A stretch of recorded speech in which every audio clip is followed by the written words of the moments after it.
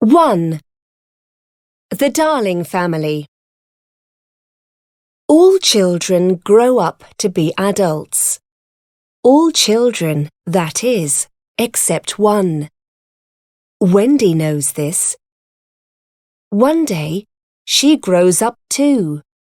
But at the start of our story, she's still a child. Wendy lives with her parents, Mr. and Mrs. Darling, and her brothers, John and Michael, at number 14, the house number on their street. The children have a nurse, because the neighbours' children have nurses, and Mr. Darling wants to be like his neighbours. But the family is poor, so their nurse isn't like other children's nurses. She's a big dog, and her name is Nana. Nana puts the children to bed every evening, and she looks after them if they cry in the night. Her kennel is in the children's bedroom. Nana is a good nurse, but Mr. Darling is a bit worried. He worries about the neighbours. What do they think of him? Do they think that the Darlings are a strange family because the children's nurse is a dog? He also thinks that Nana does not like him. But Mrs. Darling always says, "Nana loves you very much, George." The Darling family is a very happy family. Sometimes Mr. and Mrs. Darling and their children all dance around the sitting room together. What a lovely time they have. But then Peter Pan arrives.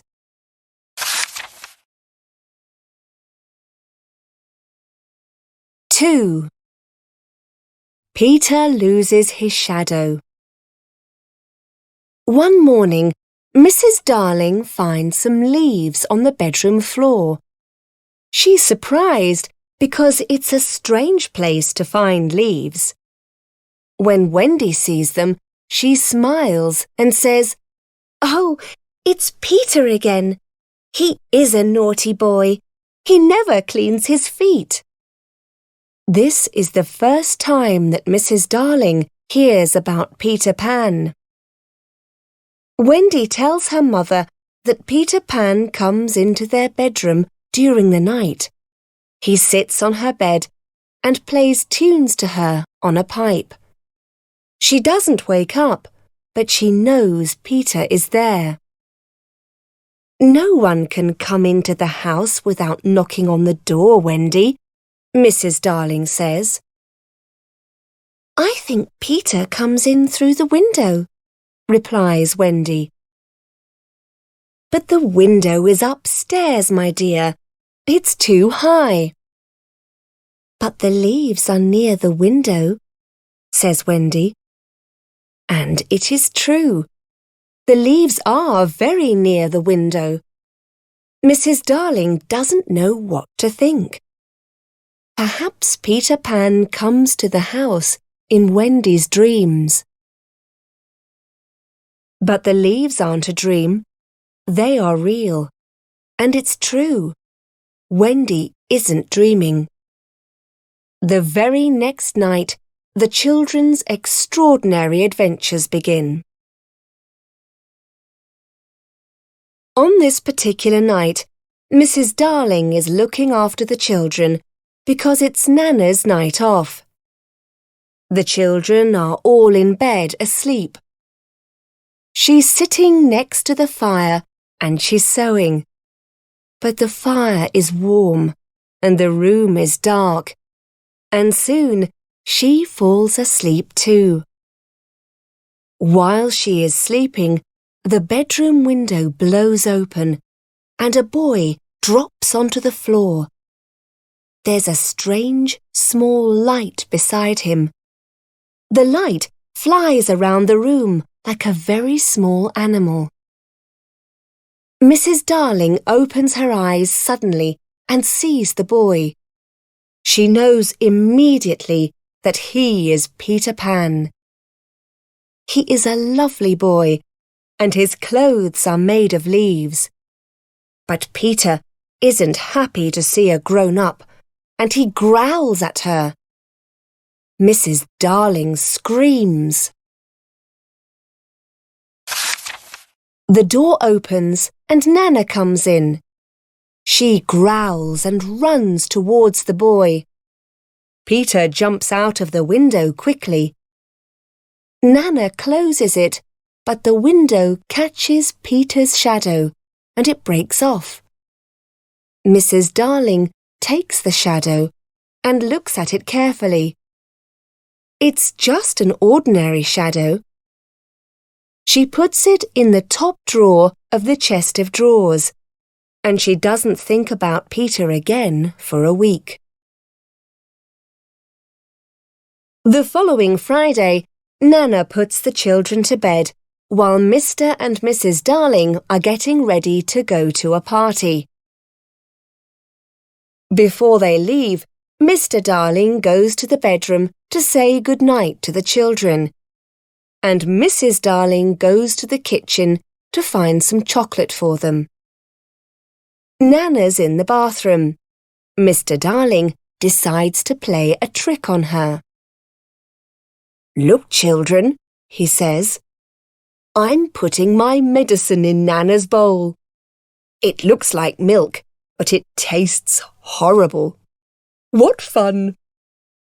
It's true. His medicine is the same colour as milk. But the children don't think that it's fun. They watch him in silence. Then Nana and Mrs. Darling come in. "Nana, good dog," Mr. Darling says, patting her. "Look, there's some milk in your bowl, Nana." Nana wags her tail, runs to her bowl, and begins to drink the medicine. Then she stops. She looks at Mr. Darling very sadly and goes into her kennel. Mr. Darling feels bad now. The children don't say anything. Mrs. Darling smells the bowl and says, "Oh, George, it's your medicine." "It's a joke," he shouts. Mrs. Darling cuddles the boys, and Wendy cuddles Nana. Then Mr. Darling gets angry. "Everybody loves Nana. What about me? I'm the father of the family. She's only the dog." Then he says, "The dog must sleep outside. That's the place for a dog." The children cry, and Nana runs up to him, but he only says, "The right place for a dog is outside, in the yard. Nana must go there now." "George, George," whispers Mrs. Darling. "Remember that boy, Peter Pan." But Mr. Darling doesn't listen to her. He wants to show them that he is the master of the house. He takes Nana and her kennel outside. He feels bad about it, but he does it. Mrs. Darling puts the children to bed and lights the candles in the room. The children are very quiet. Nana's barking now.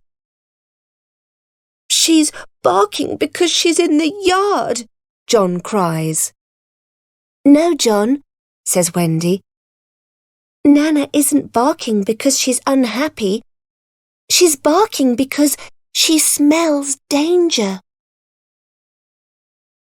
Mrs. Darling shivers and goes to the window. The window is locked, but she feels afraid. "Perhaps it isn't a good idea to go to a party tonight," she says. Michael is half asleep, but he knows his mother is worried. "Are we safe, Mother, with all the candles lit?" he asks. "Oh yes," she says. "The candles are the eyes of a mother. When she goes out, she leaves them behind to guard her children. Michael puts his arms around her and says, "Mother, I love you very much." These are his last words to her for a long, long time.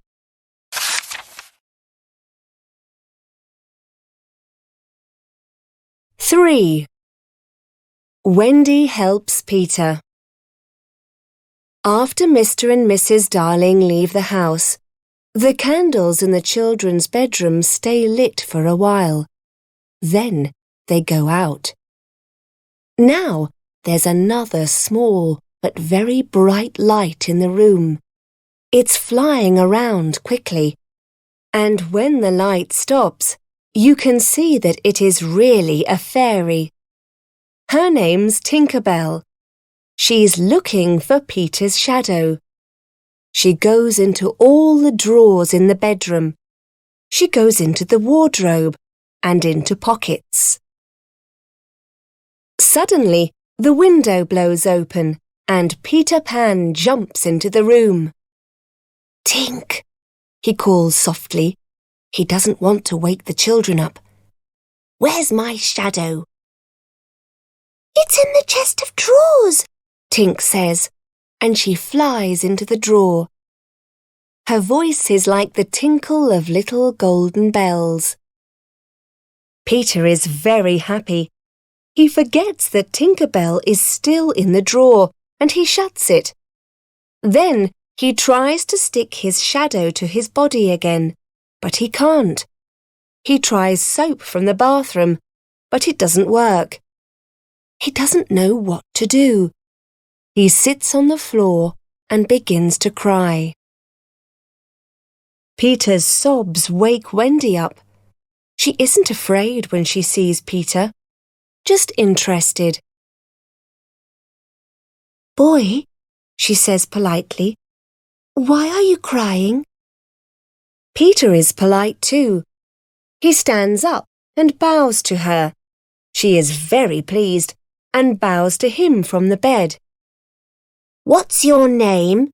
he asks. "Wendy," she replies. "What's your name?" "Peter Pan." "Where do you live?" "Second to the right and straight on until morning." "What a funny address! Do people write it on your letters?" "I don't get letters," he says. "Does your mother get letters?" Wendy asks. "I don't have a mother," he says. He does not have a mother and he doesn't want one, but Wendy thinks this is very sad. "Oh, Peter, now I understand why you are crying." "I'm not crying about mothers," he says crossly. "I am crying because I can't stick my shadow to me, and I'm not crying." Then Wendy sees the shadow on the floor. "I can sew it on," she says. She finds a needle and thread, and she sews the shadow on Peter's foot. Now Peter is very happy again. He dances around the room. "How clever I am," he says. "Oh, I am a clever, clever boy." I'm afraid that Peter is very conceited. Wendy is a little angry with him. "I'm going back to bed," Wendy says. "I'm sorry," Peter says. "I'm always like that when I'm pleased with myself." But Wendy is under the blankets now, and she doesn't answer. "Wendy," Peter says softly, "one girl is better than 20 boys." "Do you really think so, Peter?" she says.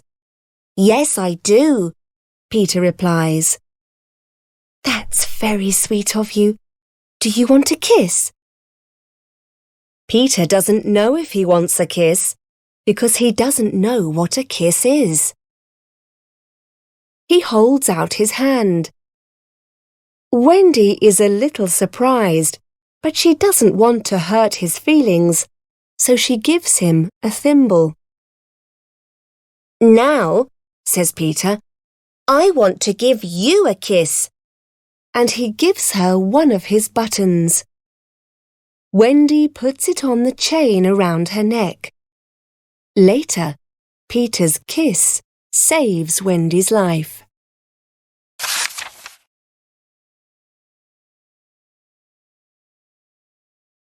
Four.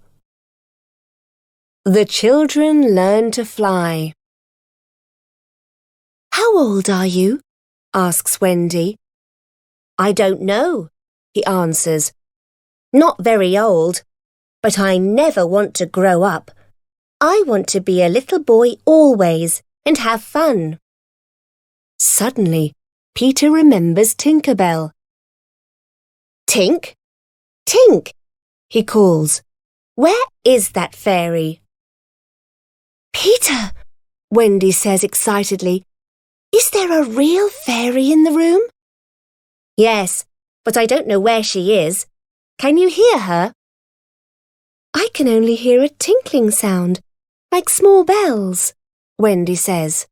"That's Tink," laughs Peter. "She's speaking fairy language." The tinkling sound is coming from the top drawer of the chest of drawers.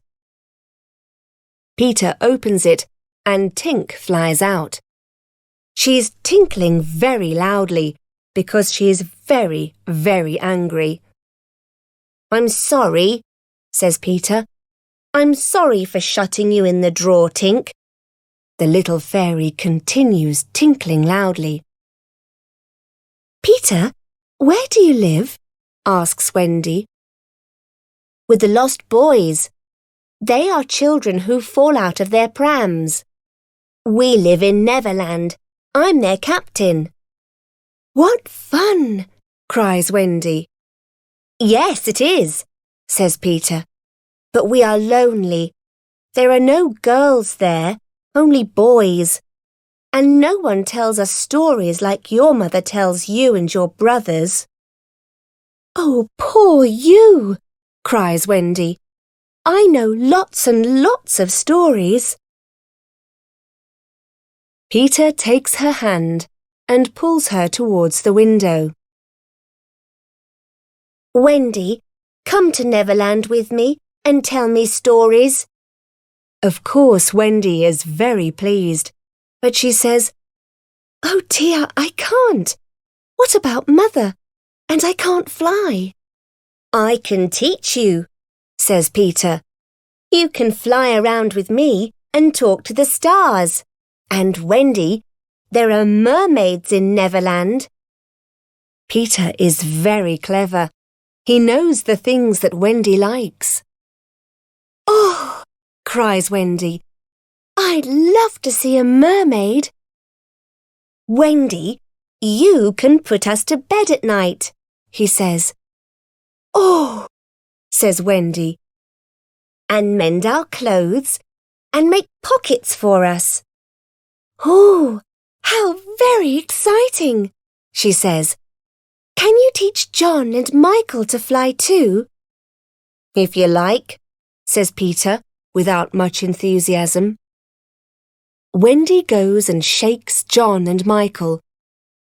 "Wake up!" she cries. "Peter Pan can teach us to fly." John opens his eyes and jumps out of bed. Michael gets up too. "What must we do, Peter?" John asks. "Just think lovely thoughts," Peter explains. Then he flies around the room. It looks easy. The children try it, but they always fall on the floor. They don't know that Peter is playing a trick on them. No one can fly without fairy dust. Peter has some of Tinker Bell's dust on his hands. He throws it on the children. First, Michael flies across the room. Then John flies and meets Wendy in the air near the bathroom. Up and down they go, round and round. Look at me, they cry. Let's go out, cries John. This is exactly what Peter wants, but Wendy is not sure. Mermaids, Wendy, says Peter. And there are pirates. Pirates? Cries John. He picks up his best hat and flies towards the window. Let's go! Just at that very moment, Mr. and Mrs. Darling are coming home from the party. They look up at the children's bedroom window and see that the window is full of light. They see the shadows of 3 children going round and round, not on the floor, but in the air. Not 3 children, 4. Mr. and Mrs. Darling hurry upstairs. Nana begins to bark loudly. Peter knows there is not a moment to lose. He flies out of the window into the night, and John, Michael and Wendy follow him. When Mr. and Mrs. Darling open the bedroom door, it's too late. The room is empty.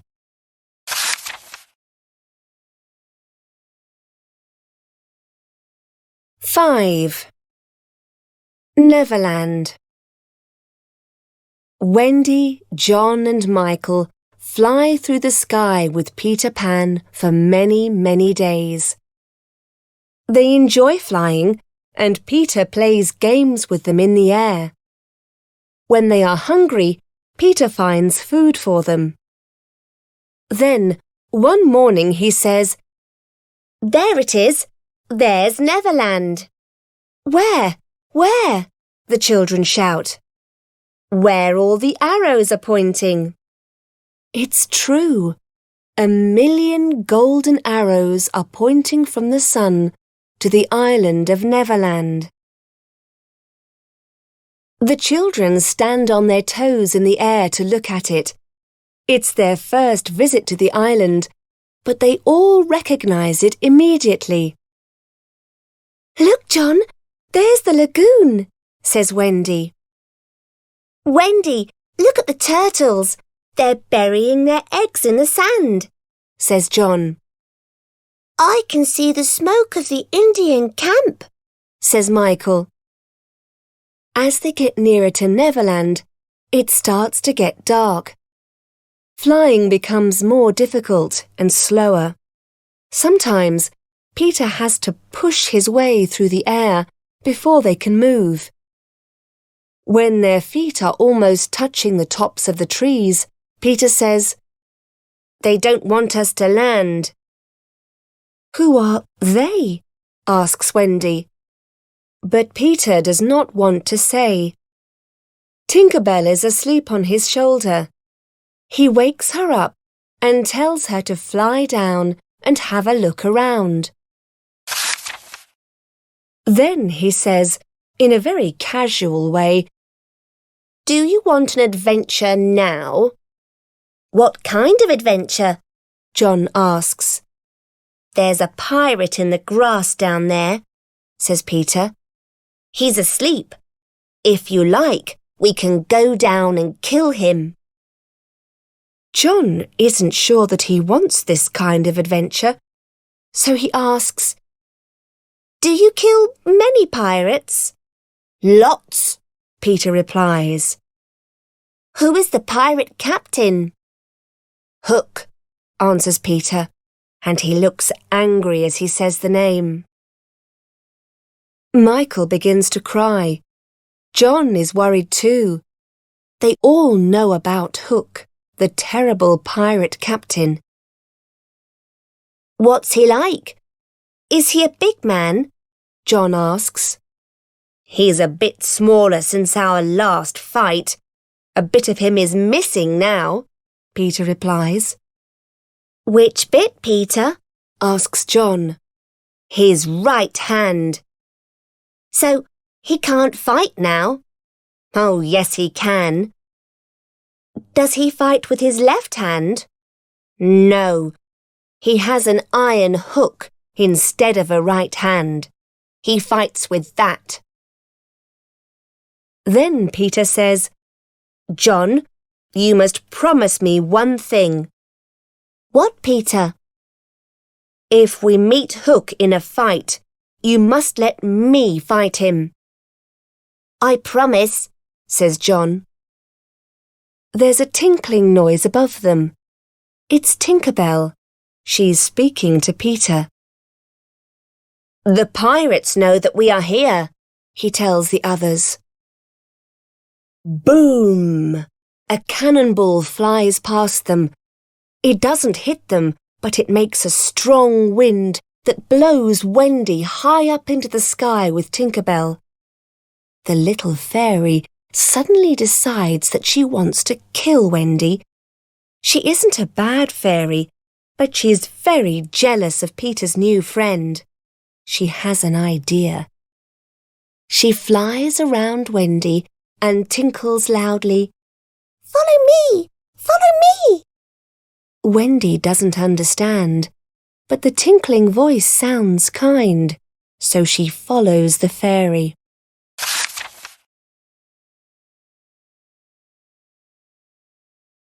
Six. Poor Wendy. When Peter is away from Neverland, it is always quiet. The pirates, the lost boys, the Indians and the beasts live peacefully. But when Peter returns, everything changes. Now the lost boys are looking for Peter. The pirates are looking for the lost boys. The Indians are looking for the pirates, and the beasts are looking for the Indians. They are all walking round and round the island in a circle. They never catch each other because they are all walking at the same speed. At the end of the procession, there is an enormous crocodile. The boys are the first to leave the circle. They disappear very quickly into their home under the ground. The entrances to their home are in 7 large trees. There's one for each lost boy. Nibs, Slightly, Tootles, Curly, the twins, and one for Peter Pan. Each boy enters through a hole in the trunk of his tree. Hook does not know where their home is, but he wants to find it. Later, Nibs goes out for a walk. While he's walking through the woods, the pirates see him. Starkey, the ship's mate, takes out his pistol, but Hook stops him and says, No, I don't want to shoot one lost boy. I want to kill all of them. Go and look for them. I want to find their house. The pirates disappear into the woods. Now Captain Hook and Mr. Smee, the ship's boatswain, are alone. Hook begins to talk about the lost boys. I want their captain, Peter Pan, Smee, he says. I don't have a right hand because of Peter Pan. Oh, and the crocodile. Oh, yes, I know that you are afraid of crocodiles, says Smee. I am not afraid of all crocodiles, explains Hook quickly. Just one crocodile. It has my hand, and now it wants to eat the rest of me.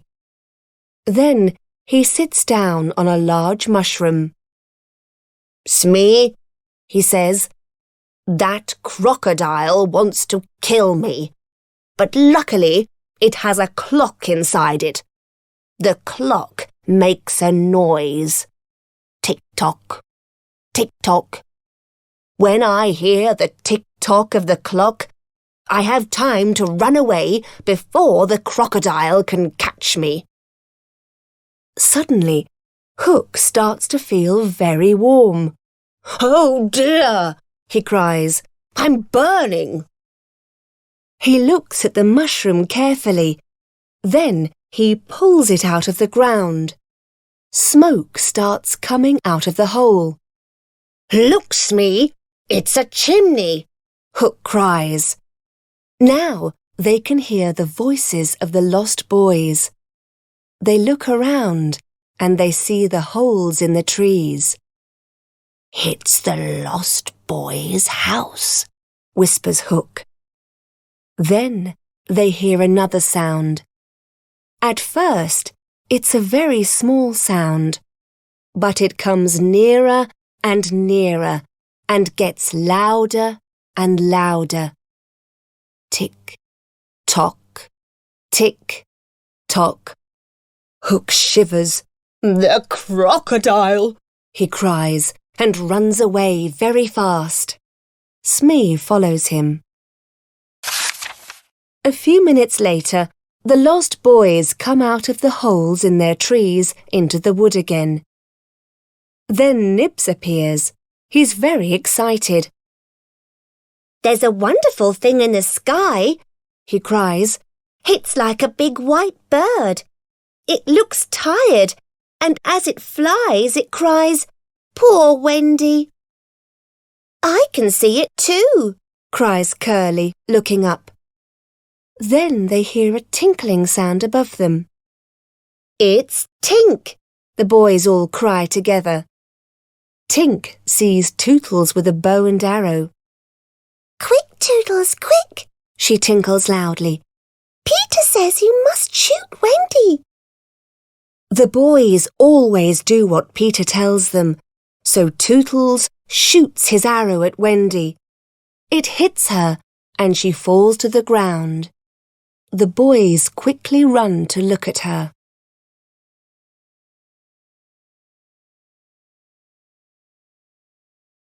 Seven. The boys build a house. Tootles is very proud of himself. He shouts, "The Wendy bird is dead!" Then slightly looks carefully at Wendy. "This isn't a bird," he says. "I think it's a lady." "A lady, and she is dead because of us," says Nibs. "Peter brings us a mother, and we kill her." They feel very sorry for themselves now. Then suddenly they hear Peter's voice. "Great news, boys," he cries. "I have a mother for you all. She is flying this way." The boys move to one side and point to Wendy's body. Peter looks at her. He does not know what to do. He pulls the arrow out. "Is this your arrow, Tootles?" he asks angrily. "Yes, Peter," says Tootles.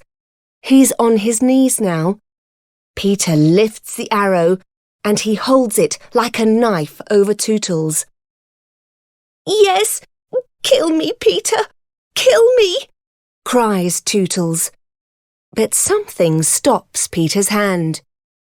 "Look," shouts Nibs. "The Wendy lady. Her arm is moving." Peter kneels next to Wendy. "She's alive," he says. Then he finds his button. It is on a chain around Wendy's neck. There's a hole in it. "Look, Marcus," said, "Is a lie cut this hit. We can't move her to a house yet. No, let's build a house around her." The boys are happy again and begin immediately. While they are working, John and Michael appear. "Come and help us, boys," says Peter. "We are building a house for Wendy." "Why?" says John. "Wendy is only a girl." "Yes, and we are her servants now," says Curly. The brothers are surprised. They don't understand, but they help too. They carry things and cut wood with the lost boys. Peter walks up and down, giving orders. Then, when the house is nearly ready, he notices something. "There is no door knocker on the door," he says. Tootles gives Peter the bottom of his shoe. It makes an excellent door knocker. Now the house is ready. Peter knocks on the front door. The door opens and Wendy comes out. The boys take off their hats. "Where am I?" she asks. Slightly says, "Oh, Wendy lady, do you like your new house? Are you happy with it?" "It's a lovely, lovely house," says Wendy. Then all the lost boys fall on their knees and hold out their arms.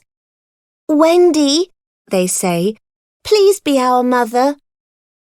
"Very well," she answers.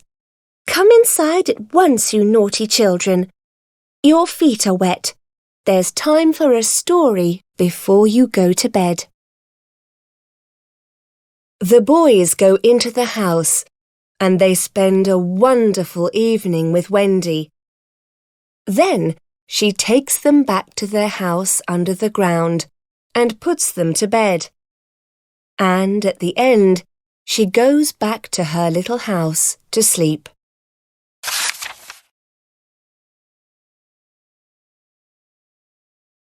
(8) Wendy's story. Time passes. Wendy cooks. 8. Wendy's story. Time passes. Wendy cooks for the boys and mends their socks and trousers. She's very busy, but she likes being their mother. She doesn't worry about her mother and father, but she worries about John and Michael.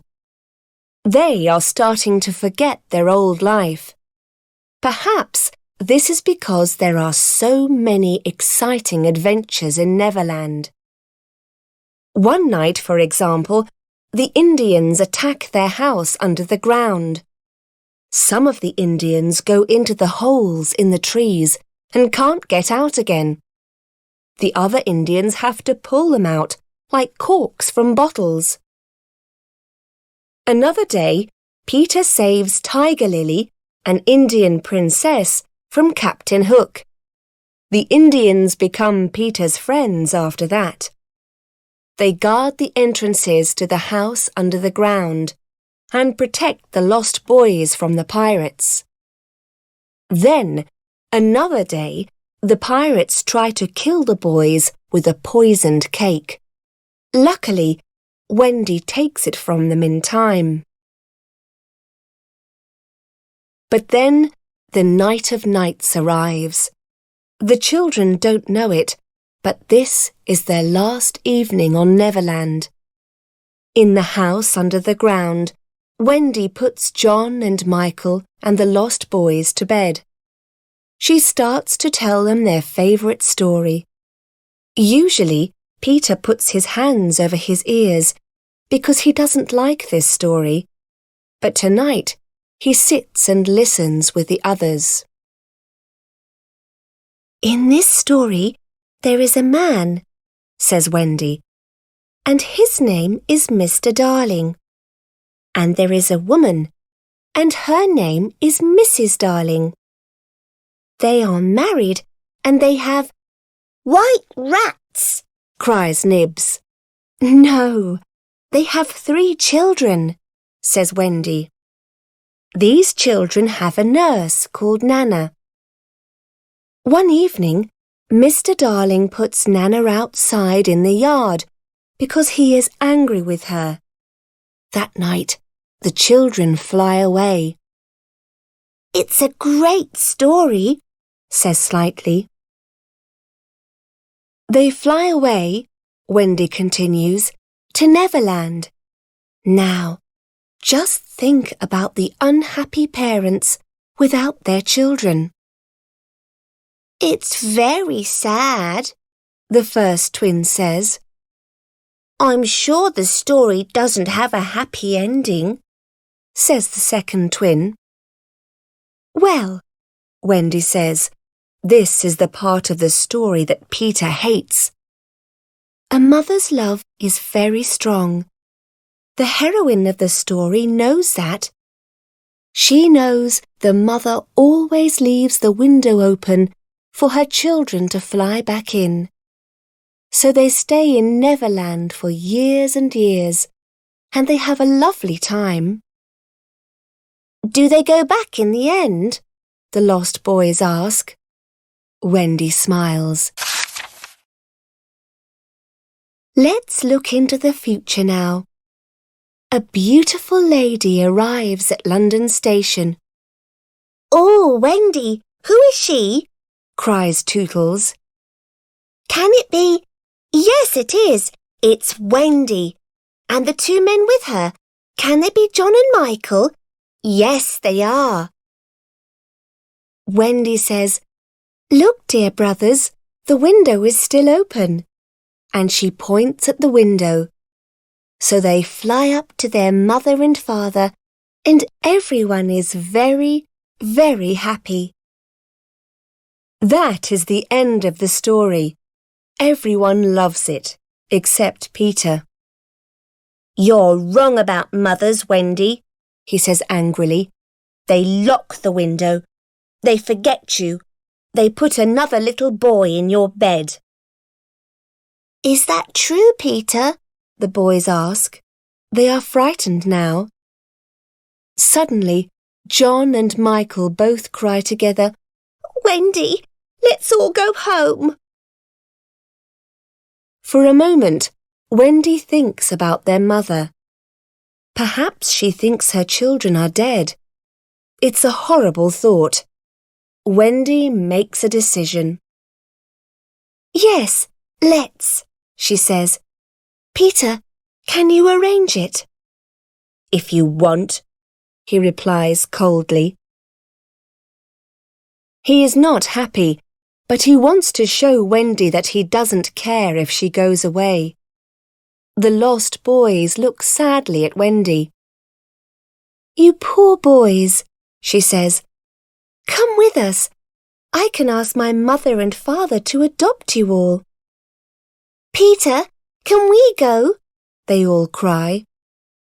All right, Peter says with a bitter smile, and immediately they run to get their things. Now, Peter, says Wendy, you must take your medicine before we go. She loves giving the boys medicine.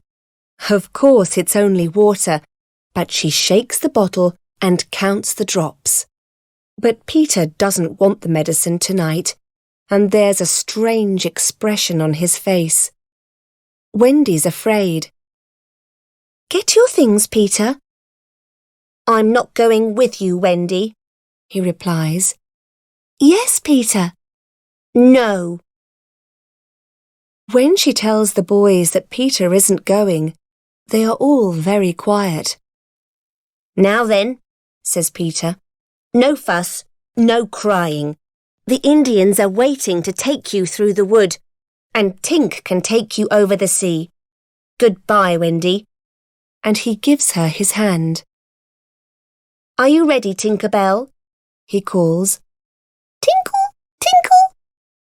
Then let's go, he says.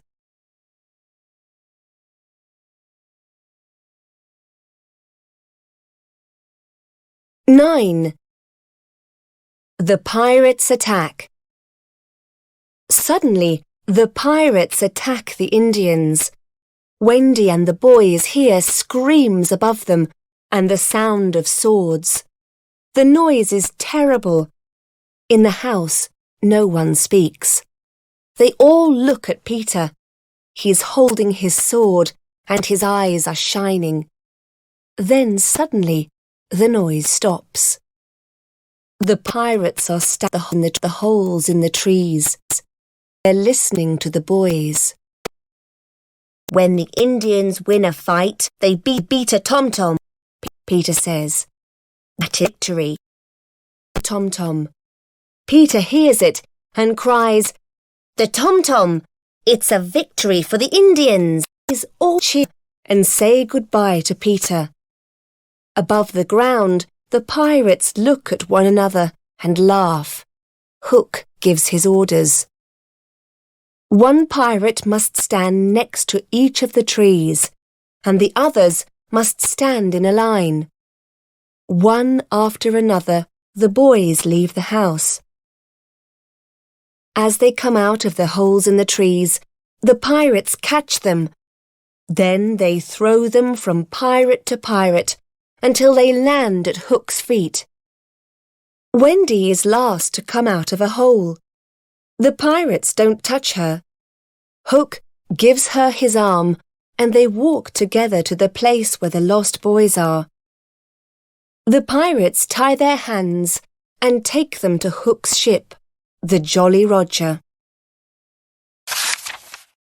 But Captain Hook wants Peter Pan. He goes to the tree with the biggest hole, climbs in and drops down. It's dark in the house, but he can see the big bed. Peter is on it. He's fast asleep. For a few minutes, Hook stands silently, looking at his enemy. Then he sees a cup on a shelf near the bed. He guesses that it's Peter's medicine. Suddenly, an evil plan comes into his head. Hook always has a little bottle of poison in his pocket. It's a very strong poison. He takes it out and puts 5 drops into Peter's cup. With an evil smile on his face, he leaves the house through the hole and goes back to the ship.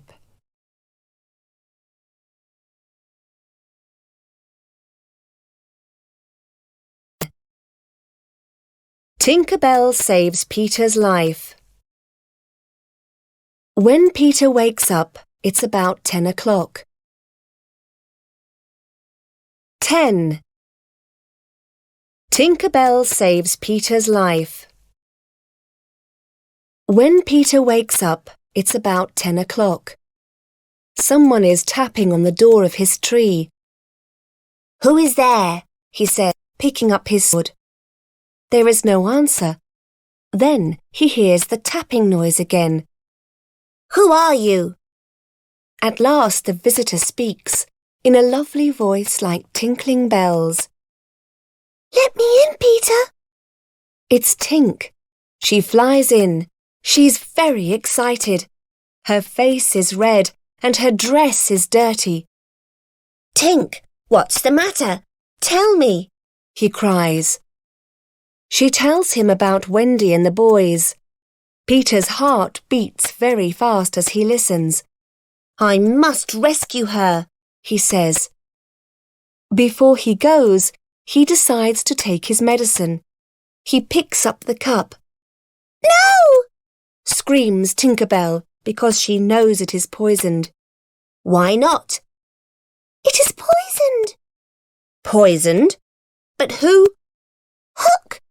"Don't be silly." Peter lifts the cup with the medicine to his mouth. Tink moves very fast. Fly between Peter and the cup and drinks it all. Then she falls to the ground. "Tink, what's the matter?"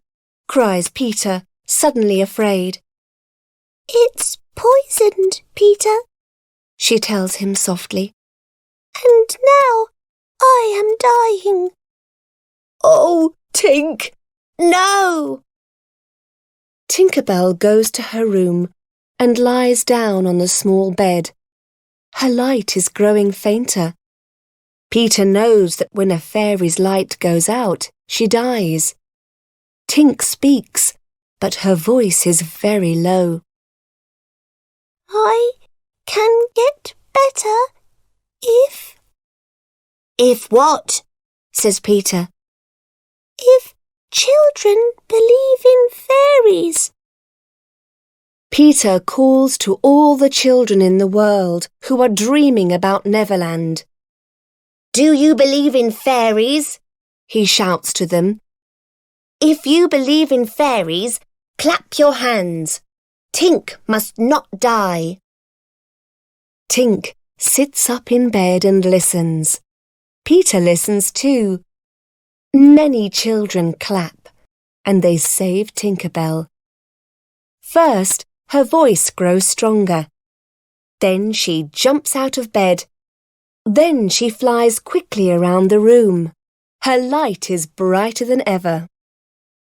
"And now, let's rescue Wendy," says Peter. He puts his sword and a knife in his belt and leaves the home under the ground.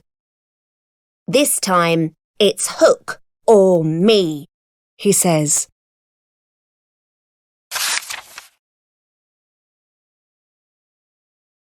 (11) On the Jolly Roger. The lost boys and Wendy are in the hold of the Jolly Roger. Hook is walking up and down the deck of his ship, the Jolly Roger. Suddenly, he shouts, "Bring the prisoners here." "Aye, aye, Captain," says Smee. The children stand in a line in front of Hook. "The lost boys must die," he shouts. "They must all walk the plank, and their mother must watch them. Tie her to the mast, Smee." Smee ties Wendy to the mast. "Listen, honey," he whispers. "I don't want to kill you. Promise to be my mother, please, and I can let you go." "I don't want to be your mother," she replies coldly. "And I certainly don't want pirates for children." Wendy turns her head and looks away. Hook smiles and goes to Wendy. He wants to turn her back and make her watch the boys as they die. He wants to hear her cry. But just then, he hears another noise instead. It is the tick-tock of the crocodile. Hook suddenly changes. Now he isn't smiling. He looks very afraid. He falls on the floor. The tick-tock comes nearer and nearer. "Hide me," Hook says, frightened voice. The pirates run to their captain and stand around him. They don't want to look at the crocodile, so they shut their eyes. The lost boys are curious. They run to the side of the ship to see the ticking beast. But they get a big surprise. It isn't the crocodile. It's Peter. He's making the tick-tock noise, and he's coming to help them. Peter climbs on the ship, and he goes very quietly and quick in cabin. The ticking stops. "Oh, Captain," Smee says. Hook's head slowly appears, and he stands up, and his face turns red. Then he feels angry with himself. He must show the boys that he really is a fierce and cruel pirate. He decides to frighten them before they walk the plank. "Get the cat-o'-nine-tails, Jukes," he shouts. "It's in the cabin." The children look at one another. The cabin. Peter is there. Jukes disappears into the cabin. A few seconds later, they hear a terrible scream. It fills the ship. Then they hear a crowing sound. "What's that?" cries Hook. The children know, but they don't say a word. One of the pirates goes to the cabin to look. He comes back and says, "Jukes is dead. The cabin is dark, but there's something terrible in there, and it's crowing." All pirates are very superstitious. They now start to think there is a curse on the ship. "There's a curse on the ship," someone cries. The pirates look very unhappy. Then Hook has an idea. "Let's put the boys in the cabin," he says. "They can fight the thing in there for us. Perhaps they can kill it. If they can't, it doesn't matter if they die." "Good idea," the pirates say, and they push the boys into the cabin and close the door. Then they sit down and wait for the crowing sound, the sign that the boys are dead. They turn their heads and look out to sea. They don't want to look at the door.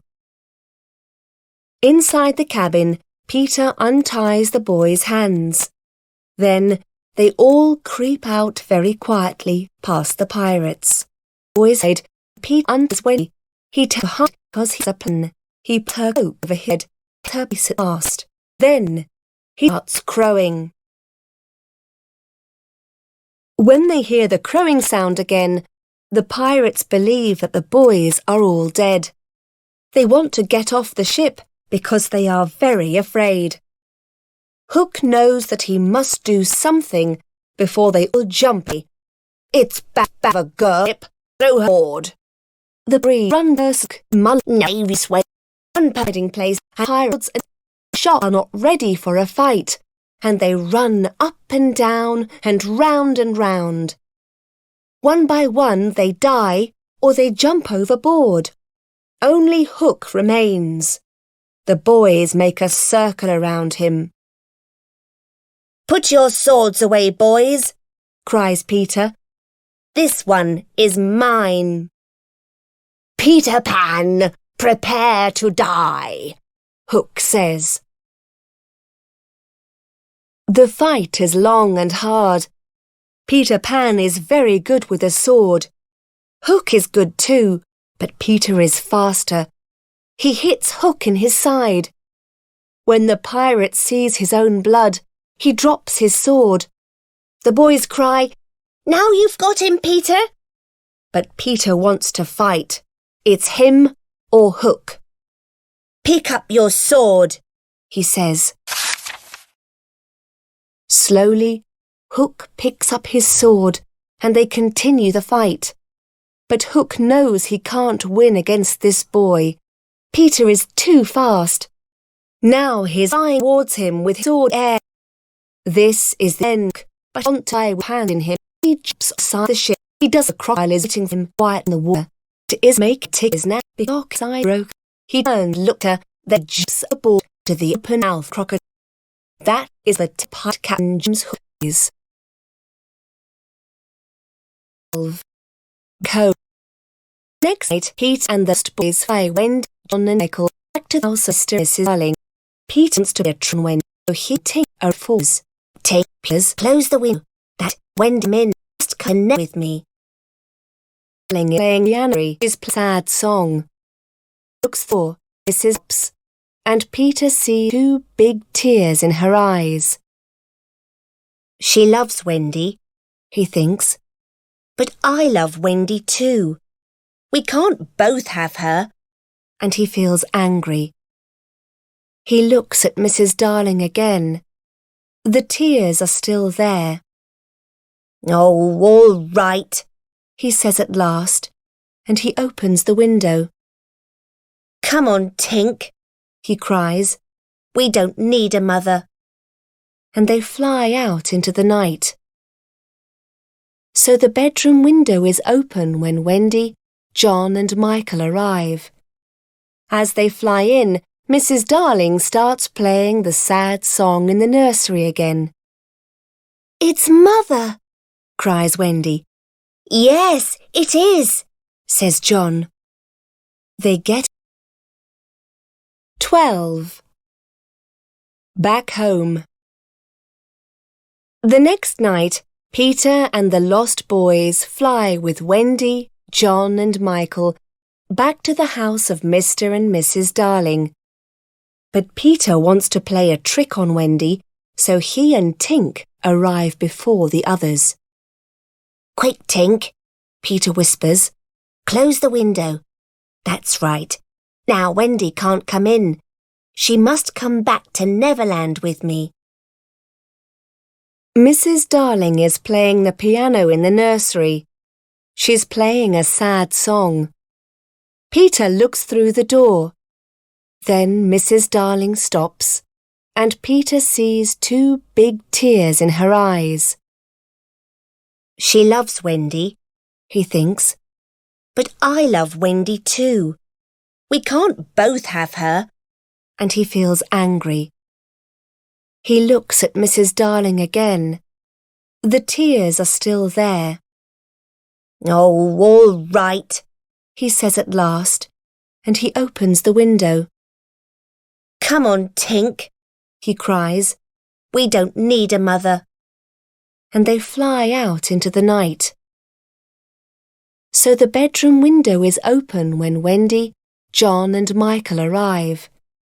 As they fly in, Mrs. Darling starts playing the sad song in the nursery again. It's Mother, cries Wendy. Yes, it is, says John. They get into their beds and wait for Mrs. Darling to come in. They want to surprise her. But when she sees her children asleep in their beds, she thinks it's only a dream. She doesn't say anything. She goes and sits in her chair next to the fire. The children are worried. Why isn't their mother happy to see them again? They jump out of bed and shout, "Mother!" "Wendy? John! Michael!" she cries. Then she holds out her arms and they run to her. When she can speak, she calls Mr. Darling. "George! George!" Mr. Darling wakes up and runs into the bedroom. Then Nana comes in. They are all very happy. Outside the bedroom window, a little boy is watching them. His life is full of happiness, but this is one type of happiness that he can never know.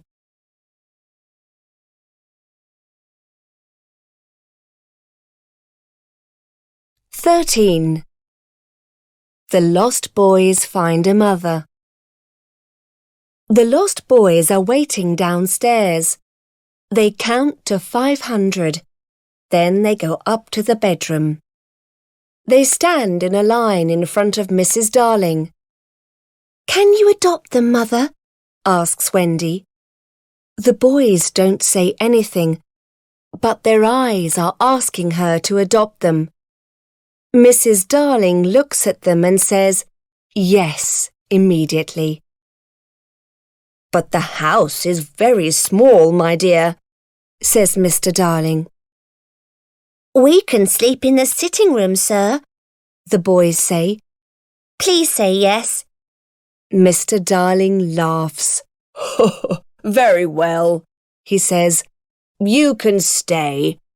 And everyone is happy again. Before Peter flies back to Neverland, he goes to see Wendy once more. "Hello, Wendy." "Goodbye," he says. "Peter, are you going away?" "Yes." Then Mrs. Darling comes to the window. She's watching Wendy very closely now. "Peter, can I adopt you too?" she asks. "You can go to school and learn to be a man." "No, thank you. I don't want to go to school, and I don't want to be a man," he replies. But Peter looks sad, and Wendy's worried about him. He doesn't have a mother now. "Mother," she says, "can I go back to the little house with Peter? He needs a mother." "Certainly not," Mrs. Darling replies. "You need a mother too, Wendy." Then she looks at Peter's sad face, and she feels very sorry for him. "Well, all right, Wendy," she says. "You can go to Peter for 1 week every year to do his spring cleaning." This makes her happy again. Don't forget me, Peter, Wendy says. Peter promises, and then he flies away.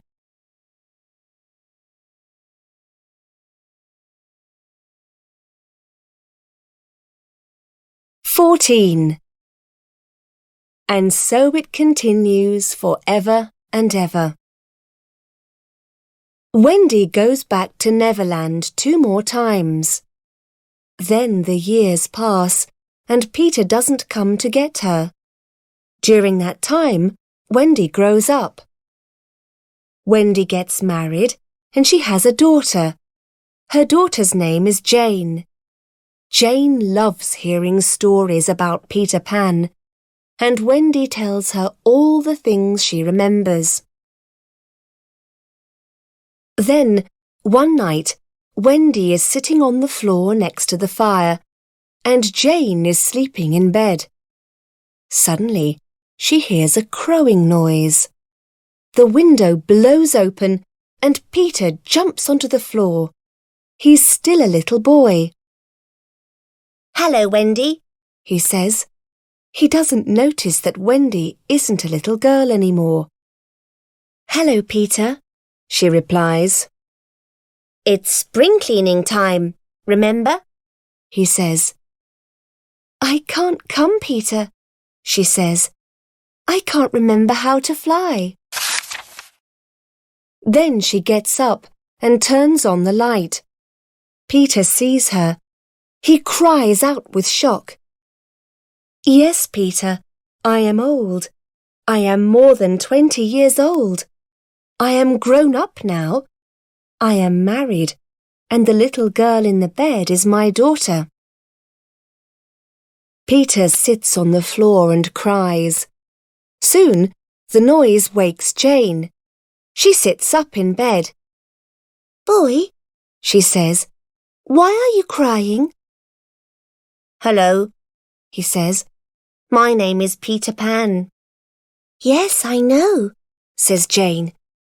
I know many stories about you. Peter sits on Jane's bed, and soon Jane is flying round the bedroom. Jane is my mother, says Peter. Goodbye, Wendy. And he and Jane fly out of the window. No, no, Wendy cries. It's just for spring cleaning, Jane says. Peter wants some help. And so Wendy stands at the window and watches them go. Soon they are far away and high in the sky, like small stars. And when Jane is grown up, she has a daughter called Margaret. Every spring, Peter comes for Margaret and takes her to Neverland to help him with the spring cleaning. She tells him stories about himself. Peter loves listening to these stories. Then, when Margaret grows up, she has a daughter. Her daughter is also Peter's mother. And so it continues forever and ever.